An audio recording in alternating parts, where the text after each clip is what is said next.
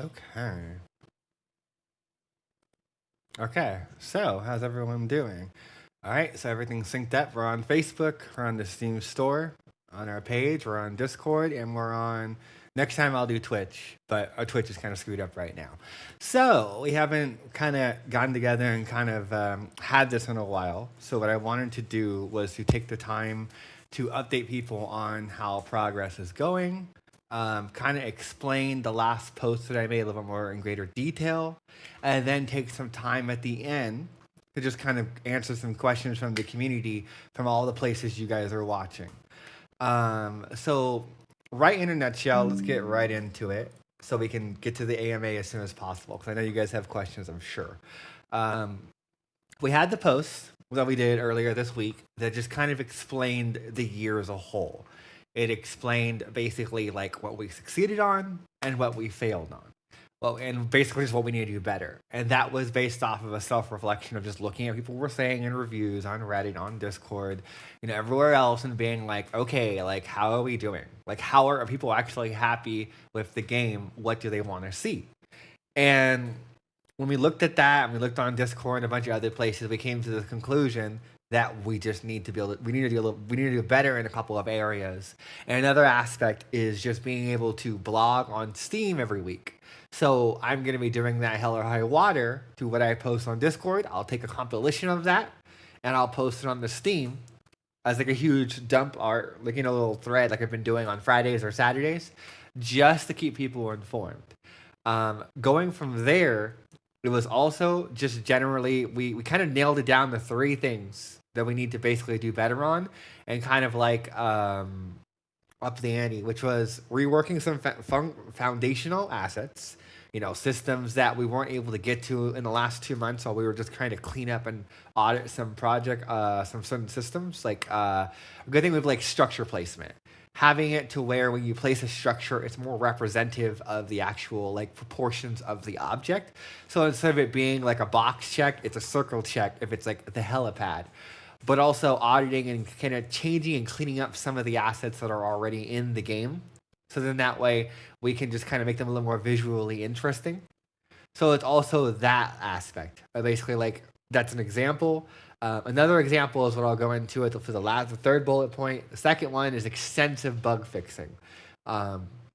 We've heard it over and over and over again that we need to basically just have a dedicated period of time where we're hunting down and trying to eradicate these bugs, because you figure they're pretty rapid, and there are some that are like so game breaking, like Chelsea teleporting, where it was like I explained previously on Discord, that was originally put in so that she wouldn't get stuck out of the world. But then in some cases, if she got on a helicopter and then you drove the helicopter over the water, when the system teleported her, when the helicopter got scuttled and crashed into the water, it would choose a random point to teleport to, and based off of that, she could end up like on your side of the island or the other side of the island.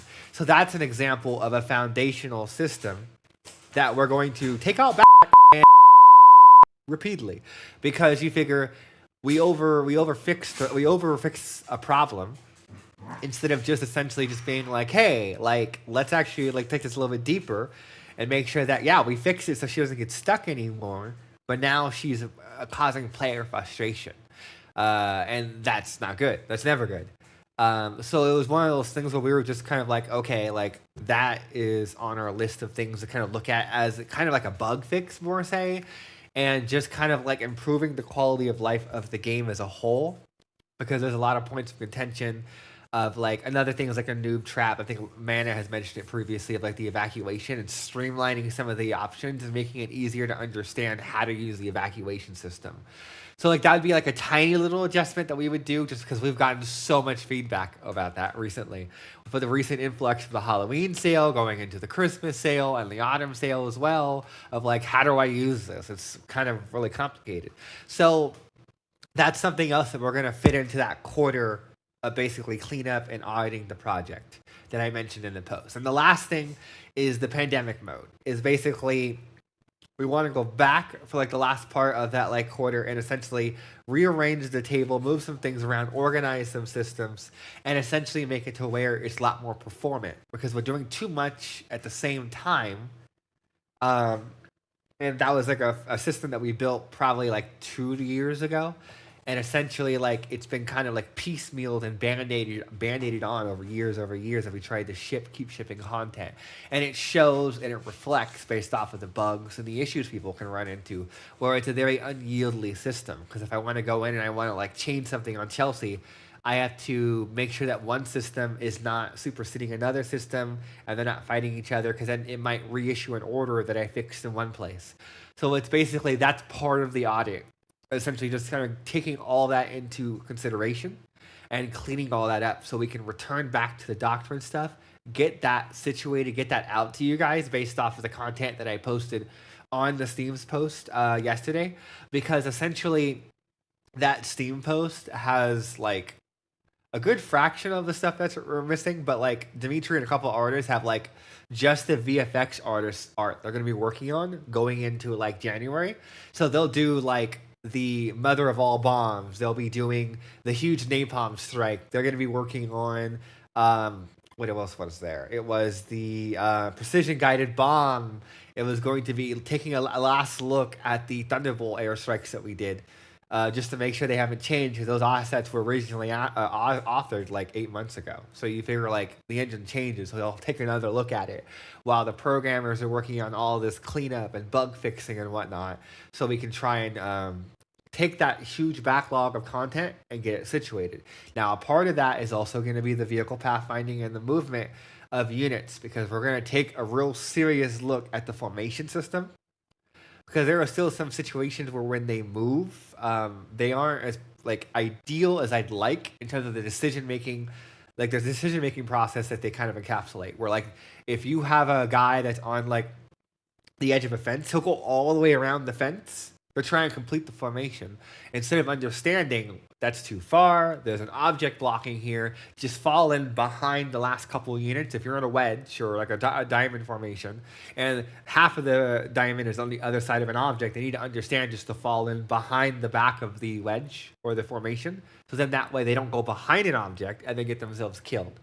So it's like little small little distinctions like that that will improve the quality of life and make the game just kind of play better. And then obviously it's also the pandemic subsystem. So what I was going to show right quickly is, let me share my screen for the there we go, is that this is basically a website I've been using to kind of go through and chronologize everything that essentially I've been able to find in the last 2 weeks of just our global bug list or hit list, whatever you want to call it. And essentially, this list is has been worked on. There are some things that have been removed in the last couple of days. I have to go in after this post and remove probably about 4 or 5 more, because we've been patching on our dev experimental ops almost every day this week to try and basically get it to a point where like we could release it to normal experimental, because the Unreal Engine 5.5 update was volatile in some ways. And then also we had to go back and fix some critical bugs like the turrets not moving and stuff like that for like the rotational stuff. So I'm trying to evaluate that patch today, and then if it's good enough, I'll push it out to normal experimental. Worst case, it'll go to normal experimental on Monday, Tuesday. So just keep that in mind, is like that's what I'm going to be working on going into the weekend, is seeing if I can push everything from like our super high end like DevOps on experimental to just normal experimental. And again, I'll make that distinction after this stream, as I'll go in and I'll play the build and just kind of see how it looks and then make that determination. So then that way you guys can kind of see what we're working on.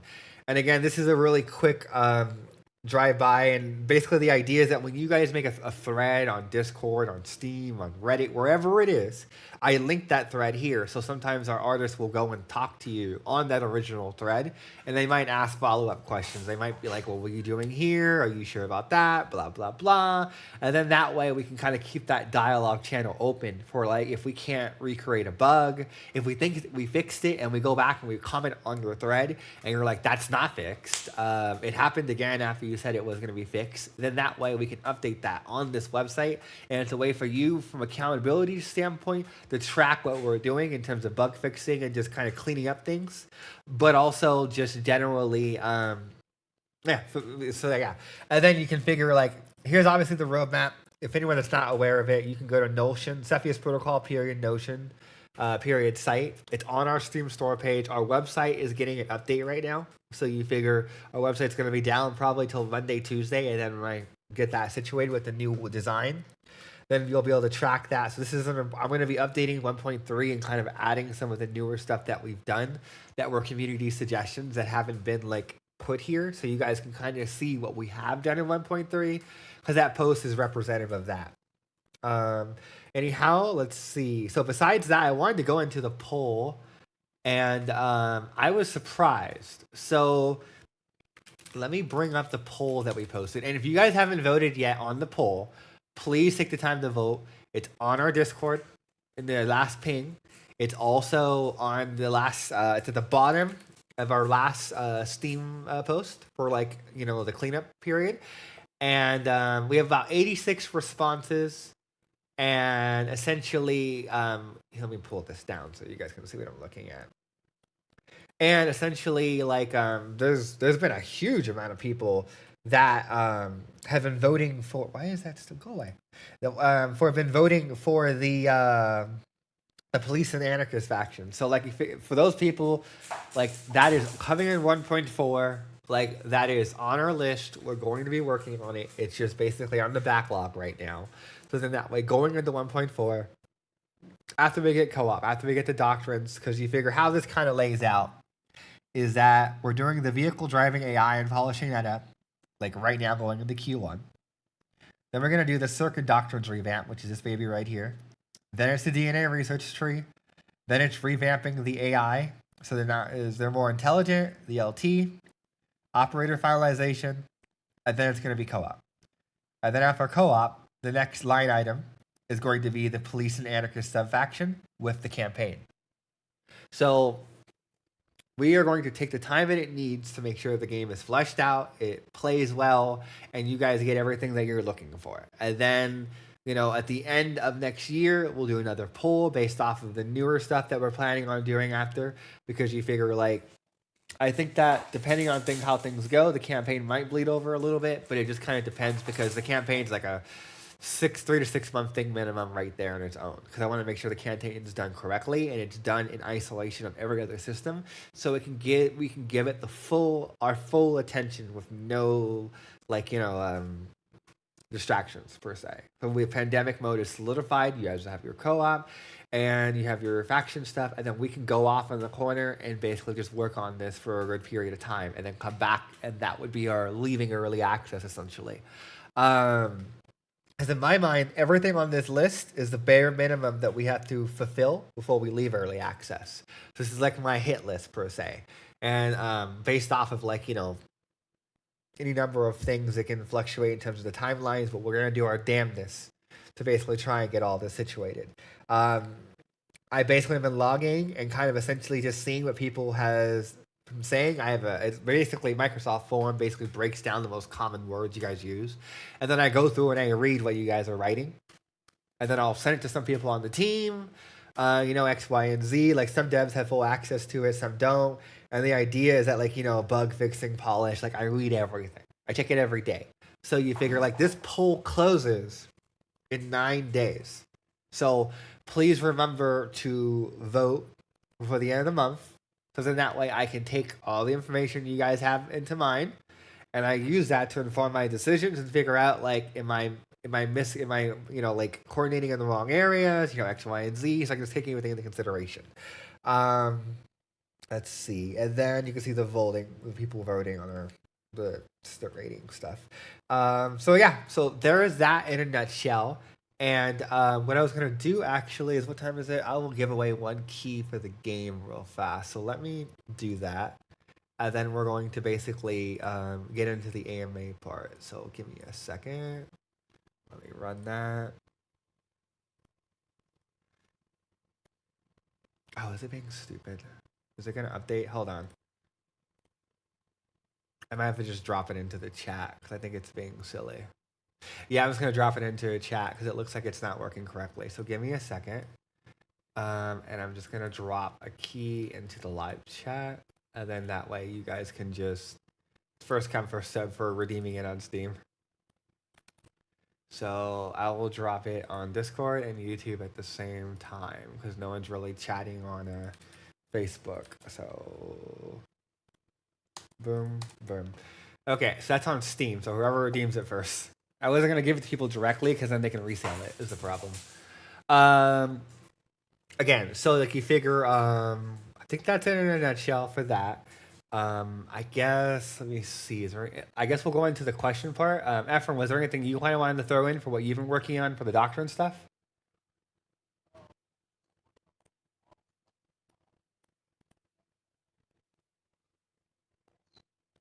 You want to talk about that? Yeah, I can hear you. Talk about it. Tell them about it.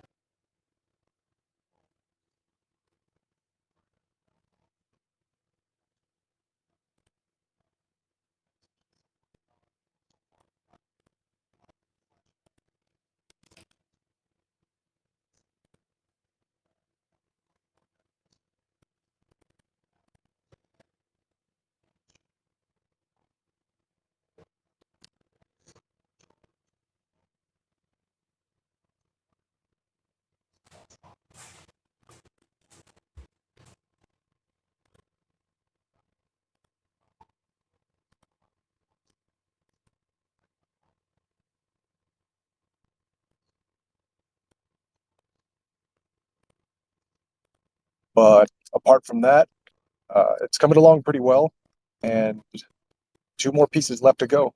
Little by little, I'm kind of throwing it into the engine so they can start working on it, and I'm kind of worrying about the textures last. You know, it's the easiest part. Focus more on the 3D modeling, but it's coming. So just to kind of expand upon that, because I know that YouTube had a technical issue a second ago, is that it's been a huge push for us since our original exception of our game design doc, is to give certain classes situational grenades that they can switch out at the barracks. And that's the reason why that icon has been there forever. But we haven't been able to find the time to switch it out. So that was part of the Cirque Doctrines thing that we were going to do, is that we were going to essentially put it in so that like certain classes would have certain access to certain grenades, like a smoke grenade for like say a sniper, because that would make sense for them to be able to cloak and basically like reposition themselves.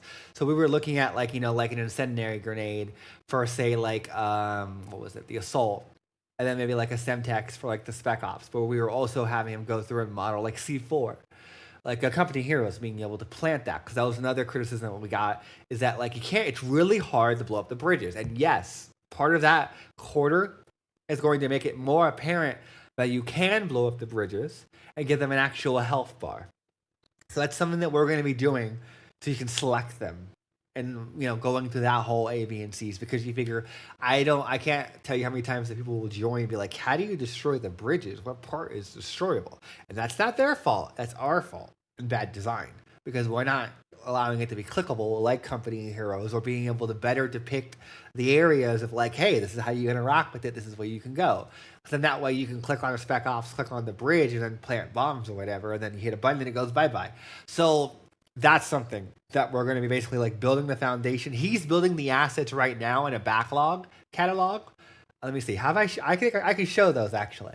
So here, let me I'll pull up his reports channel, and let me open these links in the channel and I will show you guys. So that's the whole point of these anyway, is behind the scene deep dives. So let me grab these links. Hold on, I'm just grabbing them from his channel, and I will switch it over to share screen. And then I will show you guys. So, okay, that's the Semtex, Claymore, Smoke Grenade. It's a normal frag. And then we have a better model for the flashbang that's being done as well. So you figure like this is what he's essentially been working on, is modeling out some new variations of abilities and like things that you can deploy into the world to give you like more like options when you're playing the game essentially. He was also the cat that worked on the medical aid box and the larger ammo cache box that we basically are putting in with the Doctrines update. Let me see if I can find the other doohickey. No, I cannot. Okay. So yeah, that's it in a nutshell. And then what I was actually going to show real quickly for people that are curious about it is that this is an actual image that I shared on the last post, and this is basically everything in a nutshell that we're adding. Error mechanized is intentionally left out because I'm leaving that to see where we are after we implement these other 3 sections, and then after these other 3 sections are implemented, based off of we have free time, I was going to push for the modern equivalent of a Harrier, a Predator drone, and a couple other things that you can deploy like in Command and Conquer 0 Hour from the deck of the aircraft carrier, because we have an interior deck made, but I'm kind of holding off on that area until I figure out how long it takes to implement the rest based off of this cleanup. So that image on the thing is super high res, so you can zoom in and you can kind of see everything we're planning, like adding a spotter to the sniper as an upgrade, and then basically like, you know, seeing how we like bring in the spec ops via an airdrop instead of being buildable from the barracks with the doctrines change. Like little things here that are going to basically just kind of freshen up gameplay based off of like increasing the utilization and the efficiency of certain units, giving them more abilities, passives, unlocking them over time instead of unlocking them all at the same time, and giving an actual progression. So the big boys is this area over here is the airstrikes that Dimitri's going to start working on after the holidays. Because you figure next week's Christmas, everyone's all over the place, and then it's New Year's. Then when he comes back, this is essentially what he's going to be working on, while Efren's working on essentially what we talked about of what you posted, what I showed you guys in the stream, and then he's going to be working on the new main menu and adding it to where it's more of like a interactive hub that you can kind of walk around like Space Marine or like game, Space Marine or Helldivers. So we were going to use that as an excuse. Regardless, we have to build Alcatraz. So we were going to build out. So those two were going to go work and build out Alcatraz while we're waiting for Epic to fix a bug in the engine for allowing us to finish the open world update. Basically it's an optimization issue when you go too large and you have to use HLODs.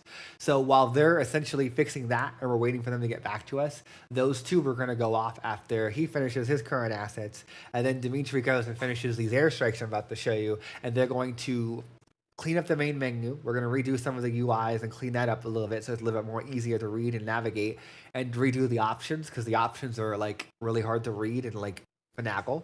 And then that would lead into basically when that's done, we would introduce ideally the new pandemic and the other stuff that's going to be a beta mode that you guys can go in and play with the hyper optimized world and basically the systems that have been refactored and re-cleaned up over that quarter. So we're talking like and again, we'll meet every week and show you guys what we're doing and show what's going on, so you guys can like kind of see how the process works and ask questions. But here, let me shut up and show you guys what we're planning on doing. So right now, you guys have the AC Thunderbolt run, and the idea is you get 3 of them in one go, and then it recharges. Like an ability in like an MMO, smoke deployment, which is basically you get 5 of those in one charge, and then you can choose areas and you can put down smoke, and it will essentially mask your units in that area and reduce their line of sight, unless you have like infrared or something like that allows you to see through it. Then like, you know, passives like reducing the cost of, I forgot this is a touch, I'm retarded. And then basically precision strikes, electric fences, you guys already have that. The white phosphorus got remade.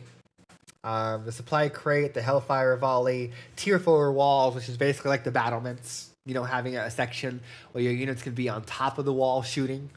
The aircraft carrier showed us how to do that via like, kind of like how Sea of Thieves does it, where they have a fake navigation mesh on their boats, and the navigation's actually under the water, thousands of feet in a dev zone, and they deproject it with some magic, well, math. The Bunker Buster will be removed from the Black Hawk, and it'll be an actual ability that you can enact and call in to make it a little less frustrating to fight Leviathans. Because it's so situational, and with the lower population, it kind of stretches you thin. So that was something that we were looking into. Gas attack, AC-130, which we've talked about there. Mortar emplacement, you guys already have these. Now, these are the 2 big ones, is that we've heard a lot of feedback from people basically saying is that they wanted us to add like a bigger bomb, something that they can actually deploy in an area and just be able to devastate areas. So the idea is it obviously won't destroy the buildings, but it will kill people inside of them. So the idea is that you could use these to pacify a zone. Everyone will hate your guts because the idea is that we're going to roll the reputation loss. If you drop a bomb in an area and you didn't clear it out, you didn't evacuate it, you're going to have repercussions probably for the rest of the game, especially if you killed more than a couple hundred people. So, I mean, there'll be some like decrease there in terms of like not 1-to-1, so it's not as easy to screw up your game permanently. But these airstrikes are going to have implications of like, yeah, you destroyed half a zone. Chelsea's gone, all the infected are gone, all the civilian groups are gone. But essentially, if you had anyone that was just sitting there hunkering down, everyone's gonna hear about that, and then they're gonna hate your guts. Now, a way you could basically nullify this is that you could clear up, you could like zone off an island so information can't travel, because we have a system in the game where if reputation ticks, if people can talk to each other. So like if there's an active connection between zones, then A will tell B, and then B will tell Z. But by the time it gets to Z, the story changes and it lessens, so it's not as much of an impact. So the greater the distance is away, the less of the reputational hit that you get. It echoes out like a wave where, it weakens. And the idea is that if you are able to close off and quarantine areas, like let's say you close off an entire area, you blow the bridges, and you just start going into town on an island, it won't affect the other zones because they don't know what's going on. So there are situations where you can still use these and deploy these, and you won't really have repercussions unless it's on that island. But if you're doing that, odds are you're playing Umbrella, so you don't care. you're going to town. So essentially, that was the idea of it, in a nutshell. And if I scroll in over here, you can see like the descriptions of basically like what we're playing. These are very crude notes, and obviously, like I always say, is that things always change between what we plan on and when it gets implemented, and then when you guys play test it, and then X, Y, and Z. So you figure like these are just the starting point, and we're fluid in terms of like once we implement them, we'll get y'all's feedback, and we'll iterate from there.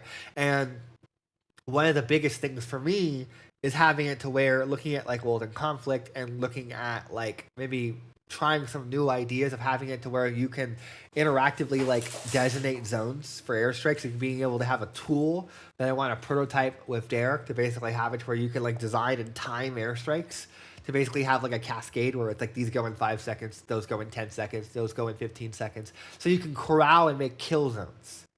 So then that way, like, you can pre-plan it out. You can pause the game, put this in 5 seconds, put that in 10 seconds, put that in 15 seconds, like a delayed timer almost. And then be able to see the cascade of like them all coming together at the same time or at different times to basically like use like a flaming wall to cut off their retreat, and then have like a strafing run that basically like goes and cleans up whatever doesn't either get hit in the flame wall or tries to run through the flame wall, because they're just like, screw it, like we're going to try and escape, or they were going somewhere and you were trying to like hit them preemptively.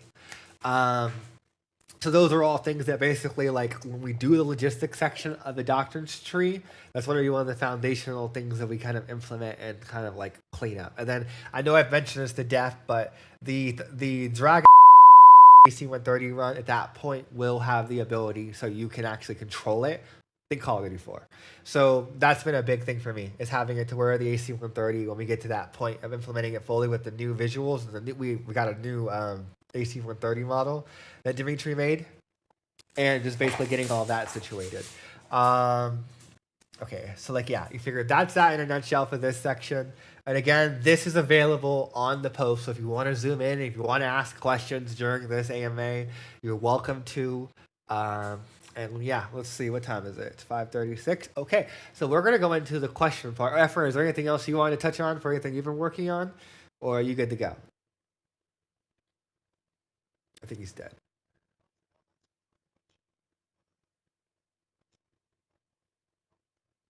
Yes. Yeah, because ideally Alcatraz would be in the next like week or so, depending on your holiday. So probably like longer than that, because everyone's about to go party in the next 2 or 3 days. But you figure like going into like January 1st, the idea would be roughly around that, I would imagine. Okay, so then you figure we're gonna jump into the Q&A part and just answer some questions from the community. See how y'all are feeling. I'll be looking at the Facebook, the YouTube, the Steam store, and on Discord to basically see what kind of questions you guys have. If you want to ask a question on voice, simply use the raise your hand feature on Discord, and I'll basically bring you up to the stage so you can ask your question and we can have our discussion stuff. So let me switch OBS back to the main room, and then let me go ahead and see if we have any questions. Okay, so nothing on YouTube. Let's see. Oh, we got one on Discord. So is the gas attack getting a rework? Like, can we actually see a cloud around the area where the gas was dropped? So yes, we have that made. Let me see if I can pull that up for you. Hold on.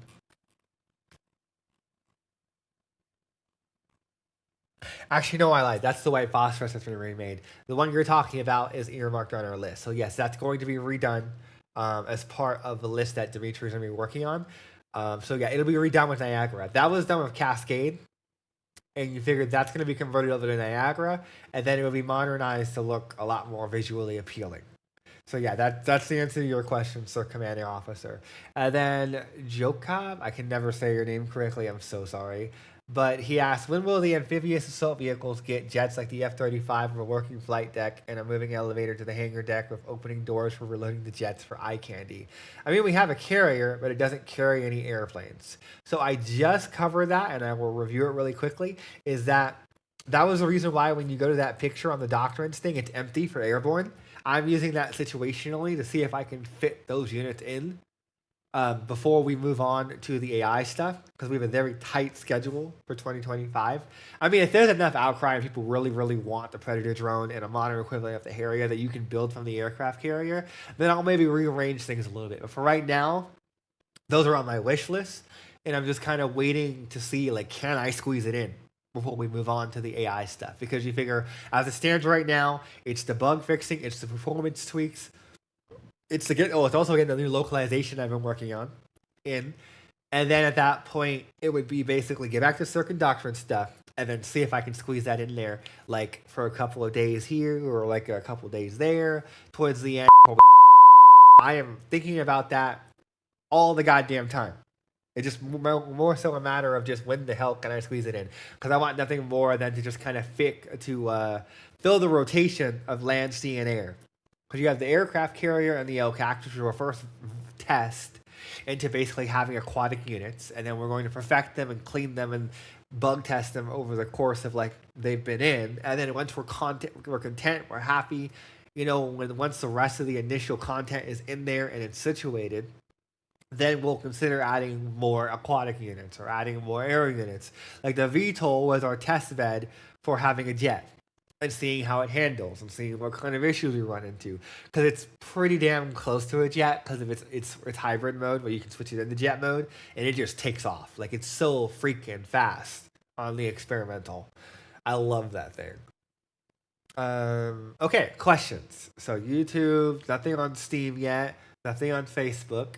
Let's see what else we got rolling here. Any questions for Efren from a level design, modeling, VFX? That's Efren's forte. Durvar couldn't make it today because he got kidnapped by his family for a holiday party. We were gonna have what do you call that? Winter sub in, but like that got all over the place because of the time zone conversion. So we'll try and have a more like, I guess you could say after the holidays and all that craziness is over, we'll try and have like more people on so we can have a more like varied conversation. And then on top of that, we can have like, you know, a host that's better directing the conversation. It has more of a neutral perspective so we can kind of be devil's advocate of asking questions that you guys might think of from an outside looking in. So Brickhead asks, is there a time frame from when the current experimental build will see a general release? That is an excellent question. I'm working on that right now. Literally, I am working on that with Derek to essentially bring that to fruition. So we've been patching the experimental almost every 24 hours on our DevOps, which is like a level above normal experimental, to try and get everything that all the critical bugs people have mentioned, the Unreal Engine 5.5 engine issues situated. After this stream, I'm immediately going in and I'm going to play test that. And if you guys want, I'll stream it on my Twitch, my personal Twitch or whatever. But basically, I was going to go in and evaluate it, see how we're doing, see how everything feels. And if the stars align, then I was going to push that out to experimental. And then I would argue this probably, if once we get it out to experimental as like a public, then at that point it would probably be about 2 to 3 more days ideally to see if anything else is super crazy that we missed, if there's anything that people feel we need to address. So ideally, we're trying to get everything to public sometime next week around Christmas. If everything works out well. Worst case, it might be New Year's, but we'll just kind of see, because me and Derek have been going pretty hardcore. They're just trying to get this stuff situated on the weekends and the weekdays to just kind of get it done. Let's see. Nothing on YouTube. Okay, let's see. Discord. Is it so Jacob asked the question, is it planned for the later stages of the game in 1 or 2 years to have a better gameplay for the operators? Not just a gimmick, more like an actual game mode, like Division, with loot and open world and buildings to enter. Have you seen the video that I posted in the last post, Jacob, Joa? I don't know if you've seen that video. I posted it at the bottom, and that video is our vision for the game that we prototyped basically in like a separate, like standalone, like no overhead, nothing like in terms of other systems that basically like hold us back in terms of like taking longer to implement. And we just did like a hardcore sprint for like a week or two just to prototype in our minds how do we want the game to play based off of playing Division, based off of playing Resident Evil 4 Remake, you know, and just being like, hey, like we want the operators to play like an actual third person shooter. If it doesn't, it sucks. So you figure like it needs to have that attention to detail, that quality, those game modes. And the idea was is when we got to the operator card, we had 3 prototype maps. We had a arcade map, which is like a time trial. We had a horde mode, which is kind of like World War Z horde mode, and then we had like a scenario operation where you would go in with other operators and you would like clear out a base, kind of like the old World War Call of Duty World at War zombies, where you'd clear sections with your guys and then you would unlock and go deeper and deeper into the facility. And it was like a circ base that was like abandoned, and we prototyped it per se, and it was just a matter of just like, okay, we need like a good solid like month just to focus on the operator, let our level designers build out this content and then build it as a section on the main menu called the operators. And then the idea is that those operators can be used in the TPS module, which is third person shooter, but then those operators are also RTS heroes like Battle for Middle Earth 2. If anyone remembers that OG game back from like 2005, I think it was. Yeah, 2005, 2004. And then for Joyful Brick, would the performance improvements be noticeable on lower end specs? Yes, we test everything on our minimum spec machine. So the first thing we would do is not test it on our high-end computers that we do game design on, but we would essentially take what we have and put it on our i7 4th generation. Oh, let me hear. I'll tell you the specs actually. It is a It is an i5. No. Actually, it is an i7. It's an i7 67K. No, that's not it. No, it's the 47K, a 1060. And then it is DirectX 12 and at least 2 gigabytes of VRAM, 8 gigabytes of like mobile RAM. And the idea is that you figure like you can go lower on the video card, because I've seen people play on the Steam Deck, and I personally test the game on the Steam Deck. That's why we added in that dynamic VRAM allocation, and then we've been pushing Nanite and a couple other features to basically like lower the cost of certain assets. Because I know there are some people that play the game on Steam Deck on experimental, like 30 to 40 frames on like medium to low.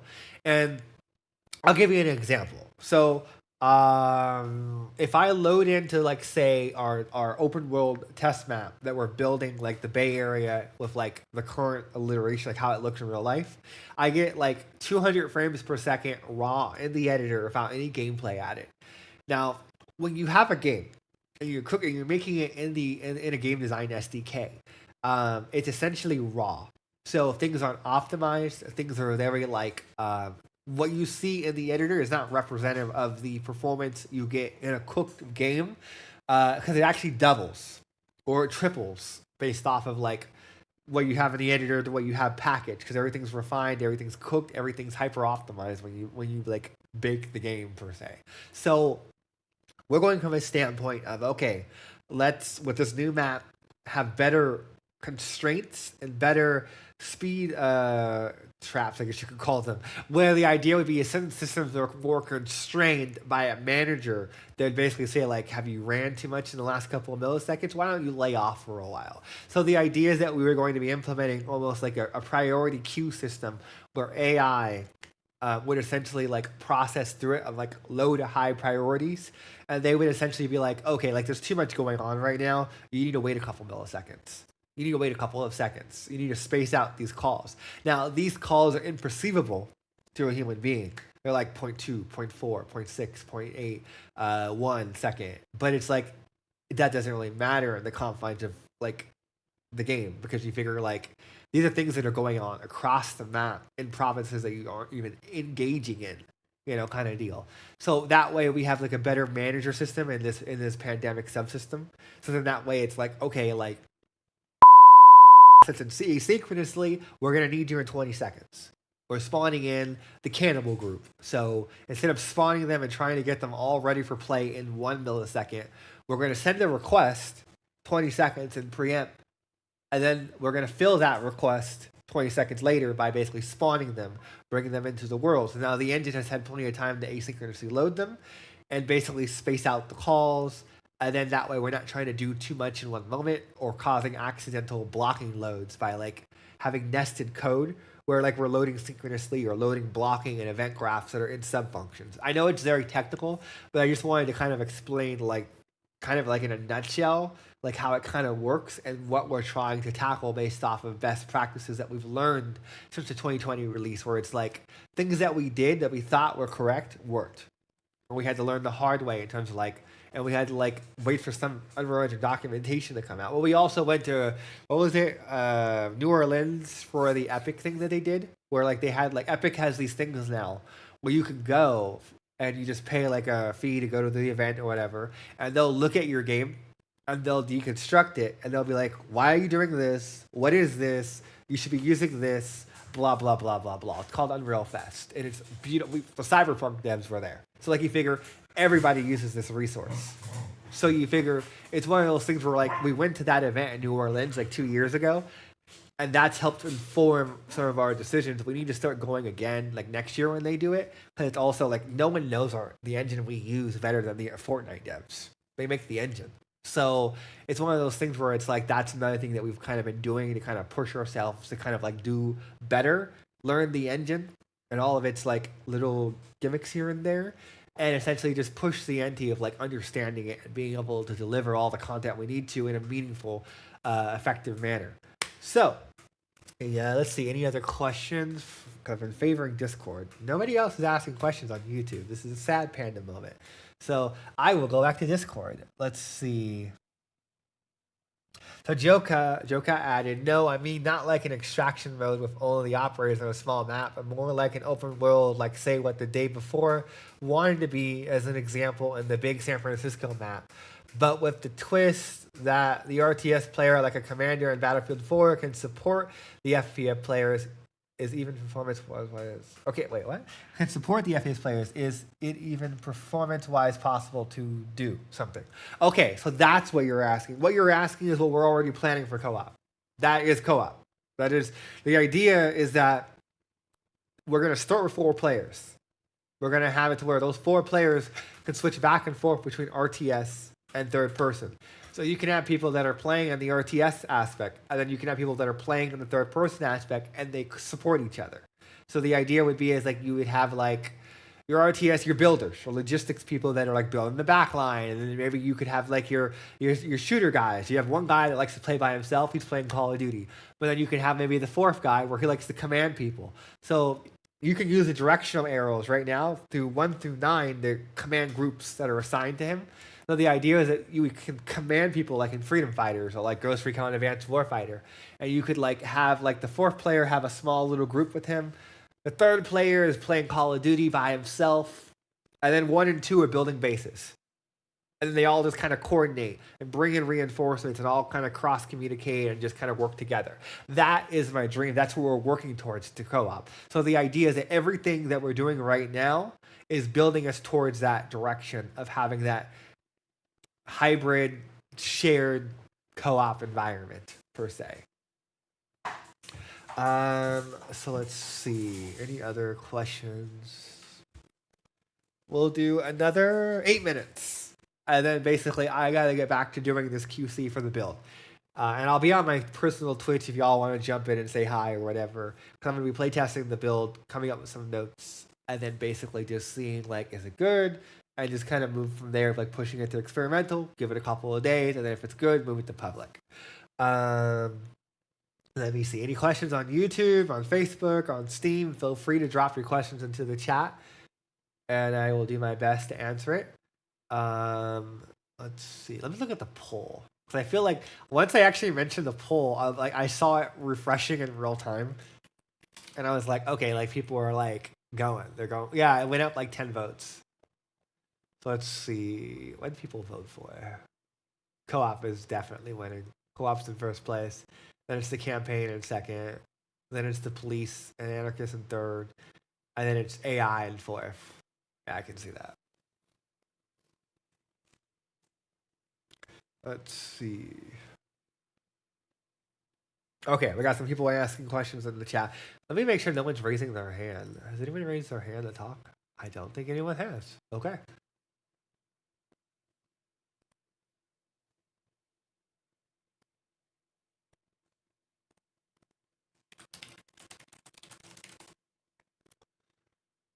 Okay, let's see.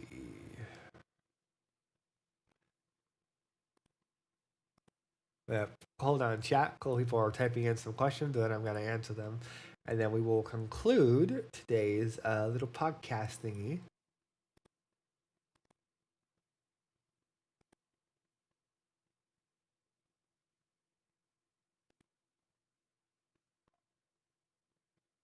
Okay, so Joyful Brick asked, would we see other environments in CP, i.e. forest, grassland, desert, currently just urban?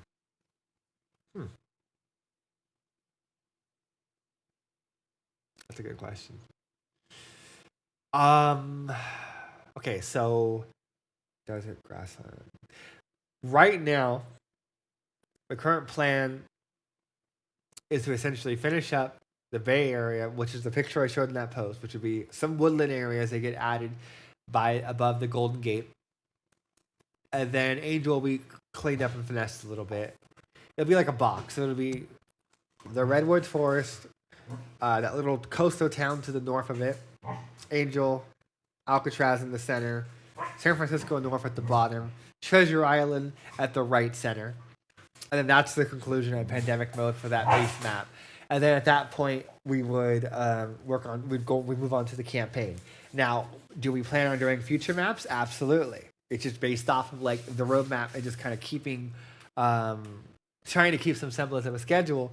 We can't go off and do other maps. Like we had other maps that we were prototyping. One artist was basically prototyping a mall. Another one was prototyping like a mall is like a community area. Then another was prototyping like what was it? The Bay Area. It was no, it was like a Half Moon Bay. So they were prototyping those two, but we didn't have the resources and we were stretched too thin because we only have 2 level designers. So you figure like that's something that we're gonna come back to. I would say after our early access release is that we would aim to get the pandemic, the operators, the campaign, then the co-op, and then the doctors and DNA stuff and the AI stuff and all that, and then that would be like our complete package. And at that point, we'd have a poll of like, what do you guys want to see? Like, do you want us to do New York? Do you want us to do San Diego? You know, like, what kind of maps do you want to see from an official capacity from us? You know, kind of deal. And we just kind of go from there. Because each zone is a massive undertaking, probably taking like 2 to 3 months just to build, from like doing like a division type of New York or doing like a San Diego or doing like Seattle, Washington. So like we'd want to basically do that in its entirety with nothing else going on. And I think there have been some like people that have been asking us to do that. Like some people have asked to see if we would do like New York as like a $5 DLC or something in the future. And it's like, I'm not really like, that's like 2026. That's like far off right now, but I am thinking of it. It's on my radar. It just, if we got like I guess you could say more funding or more things are going on and coming, then I would be able to diversify and get more stuff done. But right now, I'm just thinking about like how do we get our current obligations situated. Um, let's see. Brick had a question. Oh, I'm sorry, Jacob. I didn't answer your question in its entirety. So let me address that. So yeah, but why should 3 players play the operators and FPS players? I mean, is there in the gameplay loop any other purpose to play this other than killing zombies? I mean, more gameplay depth. I mean, it's nice to have a feeling for the FPS mode like Call of Duty, but is it just a gimmick or is there more gameplay purpose like a special mission that RTS players can't do?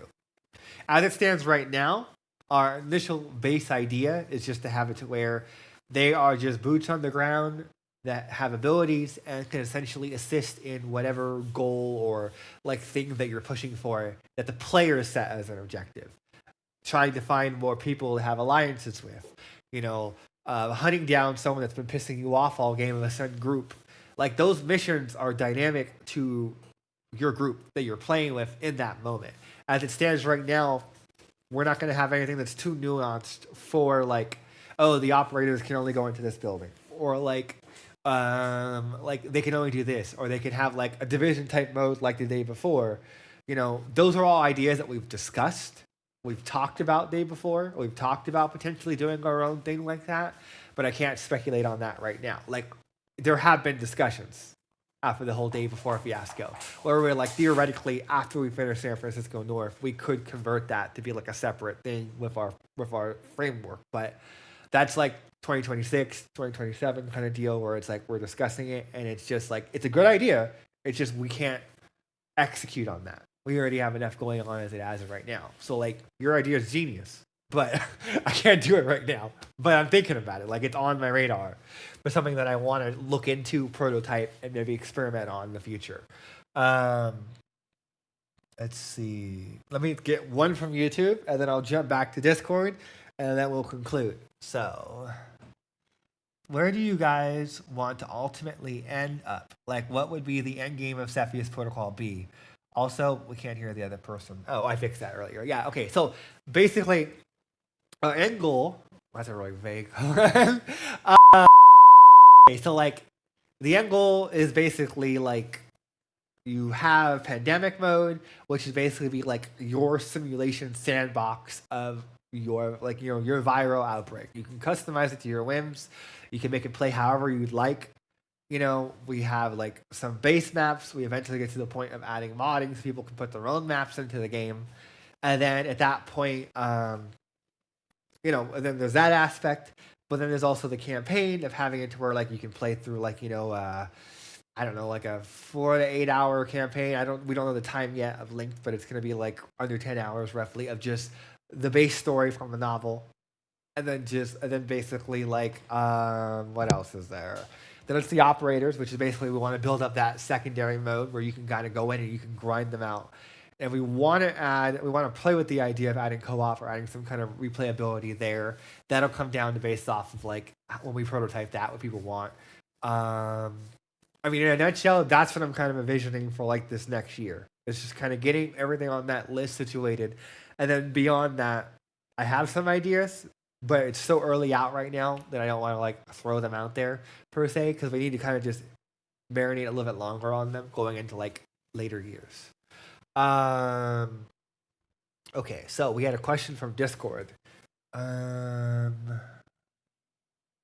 haven't looked too hard at the chart for what needs to be done with doctrines, but what will we be seeing?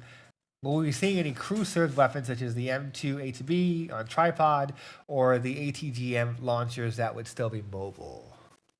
Give me 1 second. Those. And that one. So, part of the doctrine exchange for the heavy is going to be having it to where his deploy is an actual setup and breakup of like essentially like a sandbag emplacement. So that's going to be basically like what you're talking about of like an actual emplacement that like fixes their position and essentially is a little bit more like protected from the front per se. So that's something that we were going to do for the heavy is have it to where like he mounts his machine gun. He has like a little emplacement that he kind of like builds or sets up there. And then you can break it down and put it back up. kind of like Tachanka from Siege, but a little bit more fortified, I would say. I think his name's Tachanka. When it comes to like the AGM launcher, we were talking about that for adding it to the Humvee and a couple other things. Right now, we're staying away from crew manned weapons. Everything's going to be like the Crow system where it's automated. And there's someone that basically is like controlling it inside, like the driver per se. There hasn't really been that many talks of having like an animated crew just yet, and that comes down to resources because we only have one animator. That could change in the future, but right now we're just kind of planning for like automated systems, kind of like the Crows, and that's the direction they're going in right now anyway, so that the crew isn't exposed. But you figure like that's on my radar. Like I know it's a thing people want us to do. It's just something that I'm like kind of just having on my wish list for right now. Let's see. Okay. So, when will the new update be released? The new update is being tested on. Well, after this stream, I'll be testing it, and then basically I will be determining if it goes out on experimental at that point. In the next tonight, I'll be streaming it on my Twitch after this, and then basically depending on how that goes, it'll either stay in the DevOps for another couple of days, and then we'll try and push it out to normal experimental Monday, Tuesday. It might be today. It could be in the next hour or two. I just need to play it for a bit and just see how we're doing, and see how many bugs were fixed because I have to certify the bugs, update the cards on the live tracker, and then go and comment on people's threads tonight. So that's pretty much my Saturday. Wait, yeah, it's Saturday. So let's see. Any other questions? Any other things we want to just kind of throw in my corner before we conclude tonight? And then again, we'll be meeting again next weekend. And I will update you guys on basically, again, what's going on, how are we doing, what's changed since last week. And I'll always show what some deep dives. Okay, we got a question from Joka again. Will the game get a rework for resources? I mean, only money feels a bit boring. I mean, we are an organization to help the people and bring the situation under control. Don't we need food and water, gas and munitions, medicines for something? The island is cut off from the outer world. I mean, money is worthless in such a situation. I would give the civilian groups... It would give the civilian groups more gameplay depth.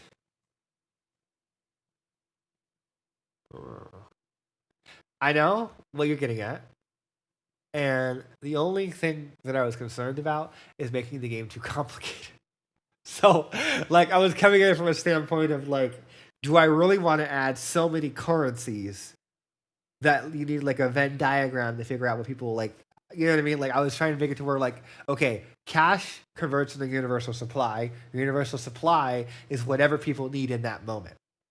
Food, water, bullets, whatever it is. So then that way, by giving them cash, you're giving them cash, but that cash transfers to them in terms of whatever it is they need. So yeah, they're not getting cash on the back end. That's just your cash via CERC's funding or the government funding is being converted to whatever they need in that moment. And the AI make that determination.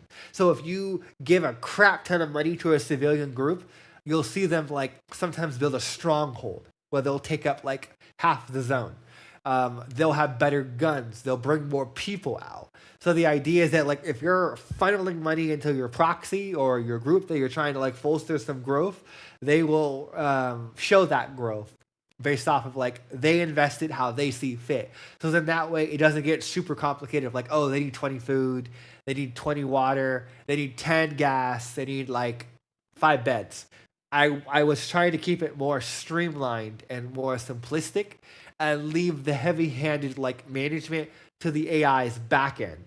So then they're making a determination what they need in the moment. And again, it's it's subjective because I get it. Some people come from more of a Total War or a survival game aspect, and they want that level of complication. But I was trying to find and reach a meaningful middle ground where those systems are simulated, but you don't see them. And the AI just make the decision based off of what they need in that moment. Does that make sense? Or do you have a counter argument that I'm not thinking of in that case? Because I was just trying to make it to where it was just very simple to pick up and play, and it didn't take a lot of too much resource management. Because you figure you have a lot going on already when it comes to Chelsea, the groups that are screwing you, your money and then basically just like like your population, managing all the systems per se. So I was trying to be like, and then we also get complaints of too much micromanage. So I was trying to make it to where it was pretty autonomous as it could possibly be, without getting too like deep into the weeds. That it would make it to where like it's a whole new subsystem that would require like a 5-minute, 10-minute tutorial that could really turn some people off in terms of it's like how complex it could be. Um. Okay, so let's see. So Brickhead, you bring up a good question. Brickhead asked in Discord, it'd be cool if to have a stockpile of ammo before you start, something that way, like you'd actually have to worry about logistics. We are discussing that internally for the doctrines change.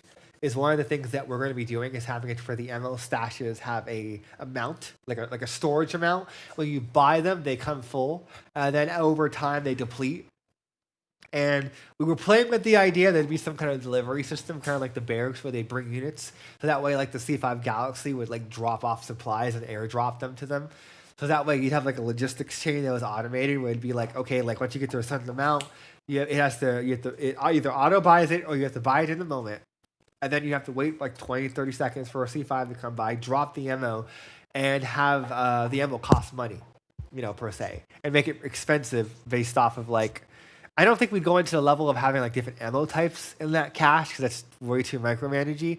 But I think it'd just be like a generalized like universal ammo, and then different guns take different amounts, like what we do for the supply boxes, where the striker takes up more ammo than say the pistol or an assault rifle, because like the ammo conversion rate, like we have like a number that's typed in there that's like 500.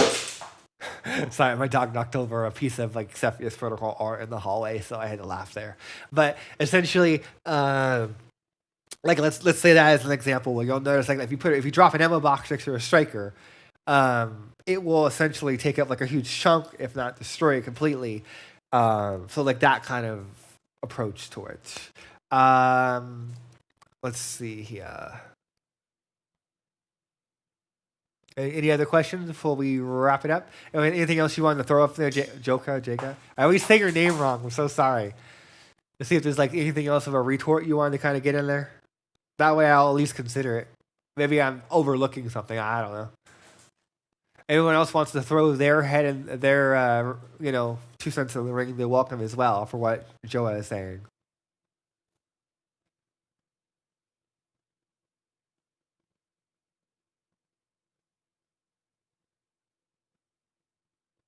So Joa said, yeah, but the more resources would automatically give the operator mode more gameplay depth. You send your FPS players out into the world to help the player and salvage more resources. And it would make more sense if you and other civilian groups fought for resources than just fought them just for fun.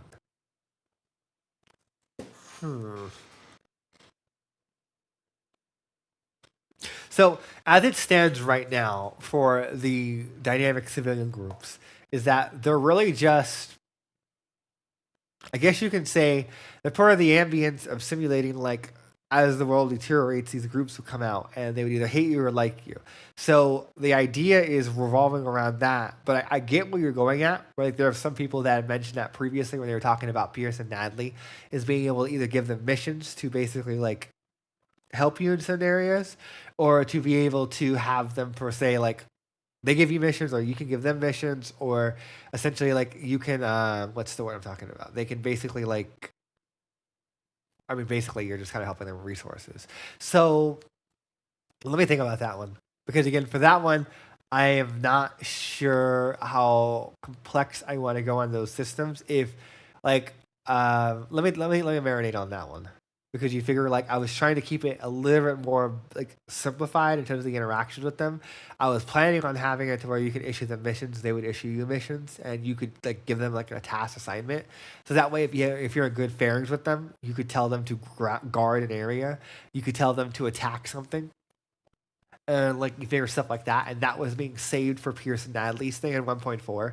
So it's not talked about, it's not on the roadmap, but 1.4, part of Pierce and Natalie's system was giving that system a facelift and updating it based off of like common critiques and issues and criticism that the systems have received over the years, and then implementing Natalie and Pierce with that new foundational system in 1.4.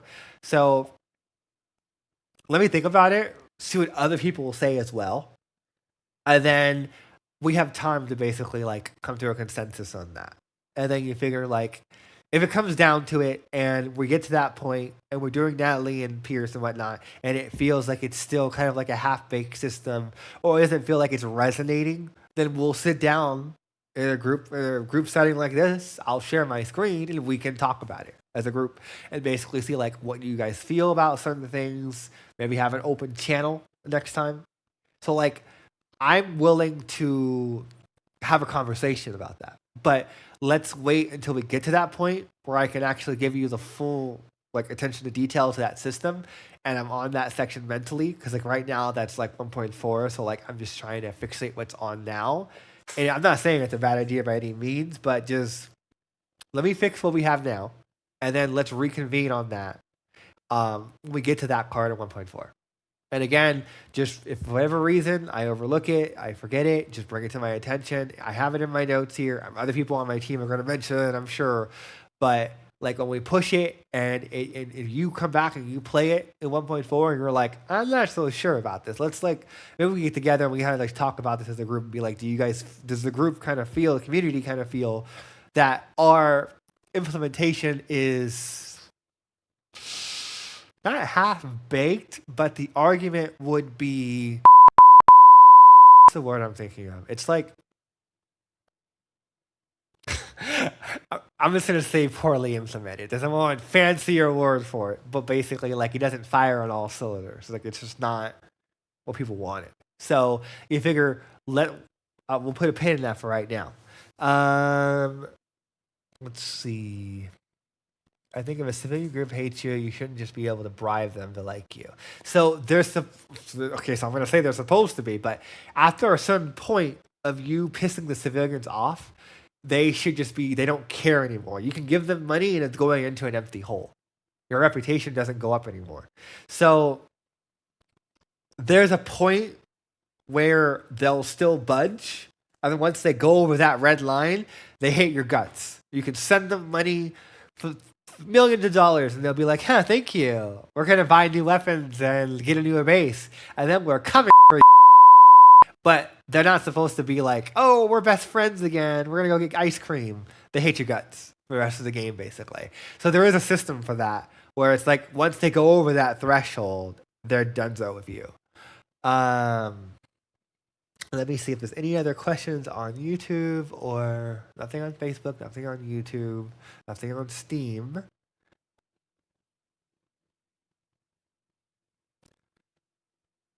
Yeah, okay. No. I totally get what you're saying, Joka. I'll say what you said so people know what I'm talking about. He said that, yeah, I mean, this is part of the game for the future when the other factions are finished. I mean, our own faction isn't finalized. We are at the start of the game. Yeah. I can level up you there. Is that you figure like we're very much still kind of like in the incubation of like we need to like wrap this up, finish Cirque, rapidly mobilize to the other stuff, and then at 1.4 spend a good period of time working with the community of like, look, these are the factions. You're gonna work with them. They're gonna work with you. How like let's have a conversation of like this is how far I'm willing to like start it at. And then let's figure out, like, do we need to go deeper, change some stuff? Because that's how civilian evacuation got where it was. I had people on Discord, like, on my ass. When are you adding civilian evacuation? Why haven't you added it yet? What are you doing? Like, I think it was, like, 2 years of just people saying, like, this is not a feature. Why isn't it a feature? It wasn't even in the game when we released. And I was hesitant towards it. Because I was like, will people like it? Is it going to work that well? Like, it wasn't planned, and Cirque was supposed to be more of an agency of, like, quarantining off the island, and no one leaves. But then I came to the realization, well, pandemic is your story. So if you want to play that way and kind of find a way of making it work, why not? So, I mean, there's been a lot of conversations that have come from a place of, like, community engagement, like, sitting down, just talking around a fireplace kind of deal of, like, okay, like, maybe I should consider this. Maybe I was wrong in terms of like my approach towards certain things. And it could be the same thing here. You know, when we get to that point where it's just like, okay, like let's talk about it. Especially now that you put it out there, people can go on YouTube and Twitch and watch the VODs, and they can leave their opinions on the videos and join the Discord and say it, and that'll be an echo chamber of like, okay, I was wrong. Clearly, more people want these systems. Clearly, people want us to go a little bit deeper into the weeds, and maybe I made it a little too casual in terms of the universal resource system with money to universal cash conversion. So, any other questions before we wrap this up?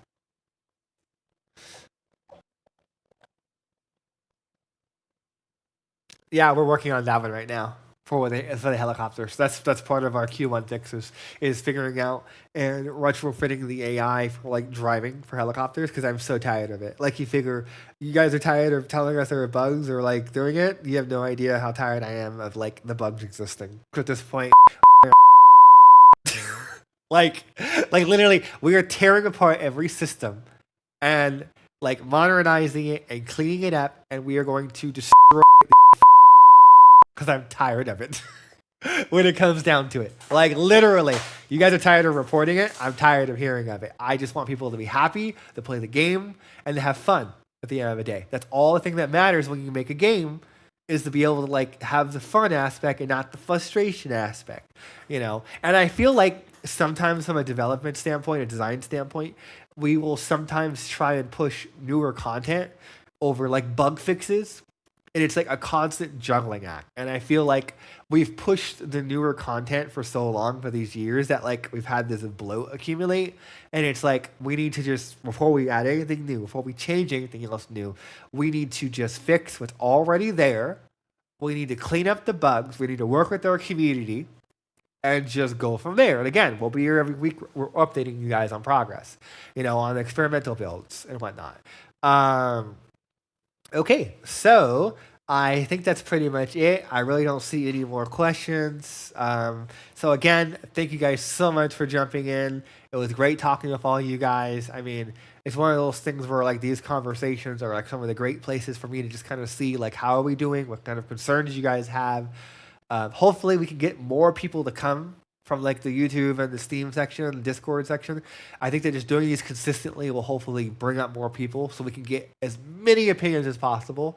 So that way I can make an informed decision, and then people will comment on these videos and give us the opinions that they couldn't come or whatever.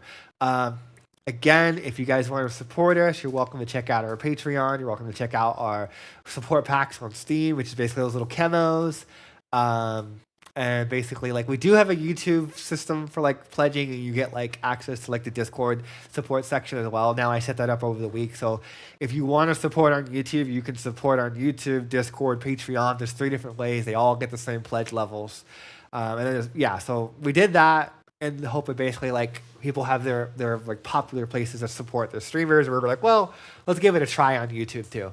If it doesn't work out and people aren't receptive of it, we'll just keep it on Discord and on Patreon. Okay, so I'm gonna go hop over onto my Twitch, your Dark583. I'm gonna play test the next experimental. You guys are welcome to hop in shit. I'll be drinking soda because I'm horrible for soda, and maybe have a good time and just kind of talk about the game if you guys want to continue the conversation there. And again, I appreciate you guys taking the time to sit in and just